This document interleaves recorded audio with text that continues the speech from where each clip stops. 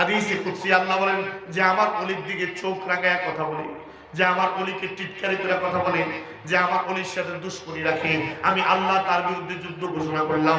সে আমার ওলিকে চোখ রাঙায় নাই, আমাকে চোখ রাঙাইছে। সে আমার ওলিকে ধমক দেয় নাই, আমাকে ধমক দিছে। ও দুনিয়ার মানুষরা, যারা আজকে সামান্য ক্ষমতার লোভে নবীর ওয়ারিস আলেমদেরকে নিয়ে কটূক্তি করো, চোখ রাঙায় আলেমদের দিকে তাকাও, খোদার কসম তুমি আলেমদের দিকে চোখ রাঙাইতেছ না, তুমি আসমান জমিনের মালিকের দিকে চোখ রাঙাইতেছ। কোন ঠিক না ঠিক?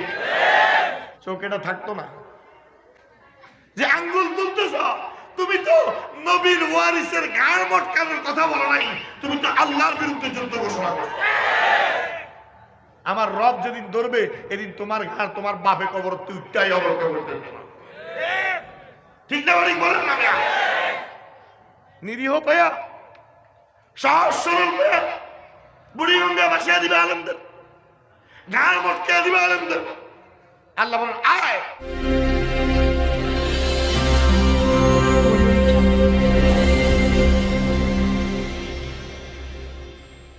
ও যুবক, আজকে তুমি শরীরের ক্ষমতা পায়া শক্তি পায়া আরেকজনের ধাক্কা দিয়ে ফেলে দিছ, আরেকজন এসে লোকটার ধরছে। তুমি যখন বুড়া হইবা তোমার যখন ধাক্কা দিয়ে ফেলে দিব, তোমার ফোড়াও তোমার ধরতো না। আরে কথা কর না ঠিক না বাড়ি? আশিদ্দাউ আলাল কুফার, হযরত সাঈদ ইবনে জুবাইর বলেন, ও মিয়া তুমি আমার উপর অদ্দুর জুলুম করো, যদ্দুর তুমি সইতে পারবা, অদ্দুর মারো যদ্দুর তুমি সইতে পারবা। শেষমেশ হাজ্জাজ ইবনে ইউসুফ হুকুম দিছে গর্দান উড়াইয়া দাও। হযরত সাঈদ ইবনে জুবাইর হাসে, হাজ্জাজকে আবার হাসো কেন? সাঈদ ইবনে জুবাইর বলেন, ও হাজ্জাজ, সারা জীবন ভর আল্লাহর কাছে শাহাদাতের তামান্না করছিলাম, শাহাদাতের মৌতটা যাতে আমার নসিব হয়। আজকে আমার সেই কিসমতের সময় আসছে, সৌভাগ্যের সময় আসছে, এজন্য আমি আমার রবের সামনে হাজির হওয়ার প্রস্তুতি আর আনন্দে হাসতেছি। আল্লাহ সুবহানাল্লাহ। কিন্তু হাজ্জাজ মনে রাখিস, তুই বাঁচতে পারবি না। দুইটা হাত তুলছে আল্লাহর কাছে, আল্লাহ এই হাজ্জাজ এখন আমার গর্দান উড়িয়ে দেওয়ার হুকুম দিছে, আমি তোমার কাছে একটা ফরিয়াদ করে যাই, আজকের পর হাজ্জাজ যাতে জীবনে কোনোদিন কারো উপর জুলুম করার সুযোগ না পায়, আমারে মারার পর কারো রক্ত ঝরানোর সুযোগ না পায়। এই দোয়াটা শেষ করতে করতে সাঈদ ইবনে জুবাইরের গর্দান উড়িয়ে দিছে। আল্লাহর কি হুকুম, একজন মানুষকে জবাই করে দিলে হয়তো 5 লিটার নাইলে 10 লিটার রক্ত বাইরে, কিন্তু হাজ্জাজ বিন ইউসুফ সাঈদ ইবনে জুবাইরের গর্দানটা উড়ায় দেওয়ার সঙ্গে সঙ্গে এইভাবে ঝর্ণার মতো রক্ত প্রবাহিত হওয়া শুরু হয়ে গেছে।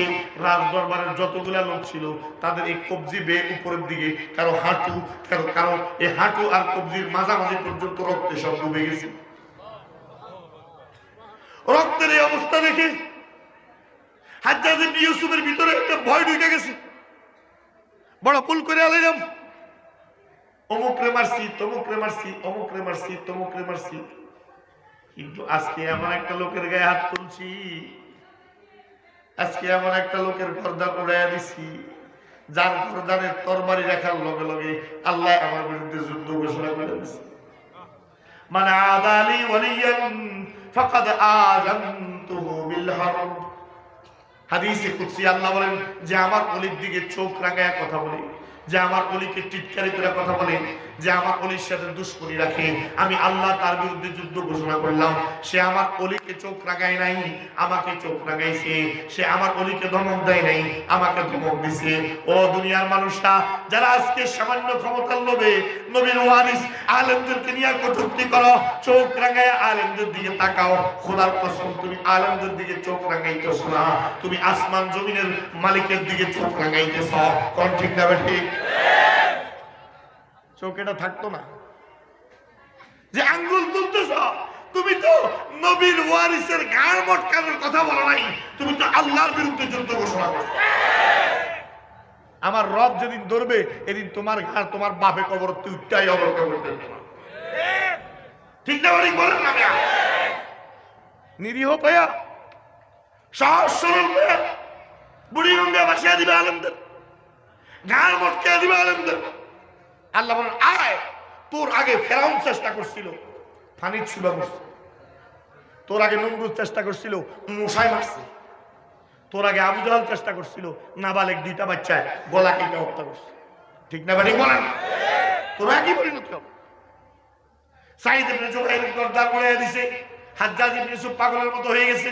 এরপর থেকে যখন বিছানায় শুইতো লাফ দিয়ে উঠতো, তোরা কে কই আসিস আমার দর, সাইদ আমার মাইরে ফেলতেছে। চোখ বন্ধ করলে স্বপ্ন দেখতো সাইদ ইবনে জুবাইর তার গলা চাইবা ধরছে। এইভাবে পাগলের মতো 17 দিন বেঁচে ছিল। 17 দিনের মাথায় দুনিয়া থেকে চলে গেছে। আর দ্বিতীয়বার কারো উপরে জুলুম করার সুযোগ পায় নাই, কারো দিকে চোখ রাঙানোর সুযোগ পায় নাই। 10 জন আলেমরে মারছো, সেরে গেছ। 20 জন আলেমরে মারছো, সেরে গেছ। 50 জন আলেমরে মারছো, সেরে গেছ। 100 জন মারছো, সেরে গেছ। একদিন এমন একজন আল্লাহর ওলির পাল্লা পড়বো, সব উল্টে দেব। একদিন এমন ব্যক্তির পাল্লা পড়বে কিচ্ছু আর খুঁজা পাইতা না, আল্লাহ তাআলা সব দুলাবালির মতো উড়াইয়া দিবে। আশিদ্দাউ আলাল কুফার, আমার নবীর সাহাবীদের 1 নাম্বার বৈশিষ্ট্য ছিল, তারা ছিল আল্লাহর দুশমনদের বিরুদ্ধে বড় কঠিন। আল্লাহর দুশমনদের বিরুদ্ধে বড় কঠিন। আল্লাহর দুশমনের বিরুদ্ধে দুশমন, আল্লাহর বন্ধুদের বন্ধু। সুবহানাল্লাহ। রুহামাউ বাইনাহুম, মুমিন তো আল্লাহর দোস্ত। আল্লাহু ওয়ালিয়ুল্লাযিনা আমানু, আল্লাহ বলেন ঈমানদার, ও ঈমানদার, তোর দোস্ত, তোর বন্ধু, তোর অভিভাবক আমি আল্লাহ। মুমিনের ওলি কে? আরে ভাই আমি কথা শেষ করতেছি, বলেন না মুমিনের ওলি কে? মুমিনের দোস্ত কে? আল্লাহ বলেন ইউখরিজুহুম মিনাজ যুলুমাতি ইলান নূর। তুমি যেহেতু আমার বন্ধু, আমি তোমার গুনার অন্ধকার থেকে বের করে নিয়ে আসবো। আমি তোমাকে জুলুমের অন্ধকার থেকে বের করে নিয়ে আসবো।